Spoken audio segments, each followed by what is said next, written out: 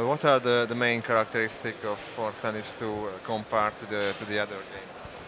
Basically, the Force Unleashed 2 picks up where the Force Unleashed left off. It's the sequel to that first game, and really taking the franchise and upping the ante in a bunch of different ways. Brand new story. We won a lot of awards for story last time. So we have this wonderful story about Starkiller waking up as a clone in Darth Vader's secret cloning facility, and now he's on the run. He's a fugitive. In the first game, you were the hunter. Now you're the hunted. And what we've done with this game, it's the same team as the first game, and this team has decided to update the graphics and the engine and refine the gameplay. The camera, the AI, the targeting, everything that you can think of has been revised and really made better in the sequel. So it's a more polished experience, and we think it's a more fun experience. You got 2 lightsabers now. You got some wonderful lightsaber combos with that, new combat system, new force powers, all sorts of things going on there. So it's definitely worth checking out. What is the most difficult thing to change in the game? Let's see, the most difficult thing to change. Well, what we decided to do was take the Force Unleashed 1, which is a very ambitious game, and we wanted to polish it on many, many different levels. So some of these things were some pretty big changes. A great example is our enemy encounters. You know, in the first game we had a lot of different enemy types.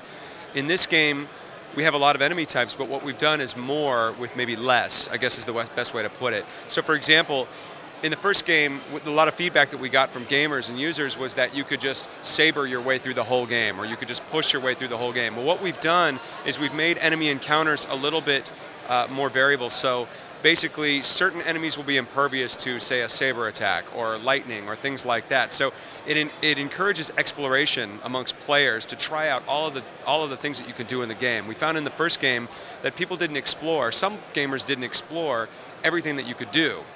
So now we've encouraged that just by building it into the design. That was a major change, and it makes ultimately for a more satisfying experience for everyone that plays the Force Unleashed 2.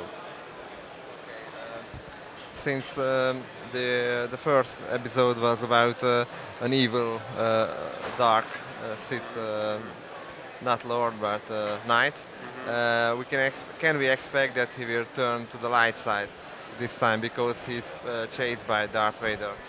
Right. Well, in regards to light side or dark side, there are some choices, just like in the last game. The last game started out with Starkiller as a Jedi hunter, and the theme of that game was redemption. He found through Juno Eclipse and through finding the Rebel Alliance and starting the Rebel Alliance that he became redeemed and in fact sacrificed himself at the end of the game for the birth of the Rebel Alliance. This game, because you're starting out presumably as a clone, as Vader's clone in his secret cloning facility, it's about identity. And that's really the core focus of the story of the game. You're trying to find who you are. You only have clues. You're having these dreams about your love interest, Juno Eclipse, who gamers might remember from the first game. And you're trying to find clues as to who you are. You're trying to solve the mysteries of can you or can you not actually successfully clone a Jedi. It's a big mystery in the Star Wars universe. And it has been attempted, but never really successfully. So these are all burning questions that the player, Starkiller, has and is on a quest to find answers. He runs into Yoda. He has to learn things in Dagobah. That was something that we just announced recently. Meanwhile, Darth Vader has hired Boba Fett in order to find you and lure you back to him. So there's a lot going on in the story. In terms of light side and dark side, you are trying to find the light always. You know, I mean, he's a disenfranchised, dark character to begin with, and I think that's why people relate to him, because he's trying to find the light side all the time. Yeah. You've mentioned some familiar characters like Yoda, Dagobah, etc. Are there any others from the Star Wars universe? Well, there is Boba Fett, as I mentioned, Yoda. These are two guest stars that really play a small but integral role to the story. You know, obviously we're keeping with the continuity of the films and things like that. Darth Vader, of course, is back in a major way. The best villain in all of sci-fi, in my opinion. Who else? Well, in fact, we have a lot of characters from the first game too. So General Coda is back. Juno Eclipse is back. Proxy is back. a lot of these characters that people came to know and love. So all those characters are there. A few more surprises. We've taken boss battles. There's some giant bosses in the game that we're introducing, and we've taken these boss battles and just blown them into epic proportion. So instead of just two Jedi fighting each other, although there will be that in the game as well, you suddenly have Starkiller fighting this enormous creature, 10 times the size of a Rancor from the first game. So those are exciting characters that you're going to run into, and got a few surprises left that we're going to sort of keep under wraps in terms of new characters. Okay, is there any multiplayer options in the game? Will there be and DLC maybe for the game? There is multiplayer. It's on the Nintendo Wii, so we feature 4-player arena-style multiplayer on the Wii. The Wii system, the gesture system that we have on the Wii, really lends itself well to that.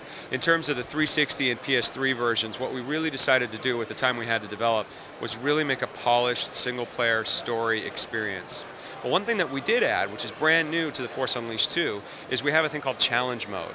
So now what you can do is take little sort of bite-sized fun elements of the game and create these challenges: jump puzzles, King of the Hill, combat, these kind of challenges. We support leaderboards and trophies and achievements and those sort of things so you can brag to your friends. So that's kind of a nice thing and adds a lot more playability. And as you go, you unlock things like cinematics. In fact, it tells a whole side story as you go through the challenge mode levels. So that's kind of a nice little thing. Of course, unlockable costumes, upgradable force powers, all those RPG elements from the first game. You can change your lightsaber color by collecting saber crystals. All that stuff and more is in there. So we're really excited to bring it out to gamers.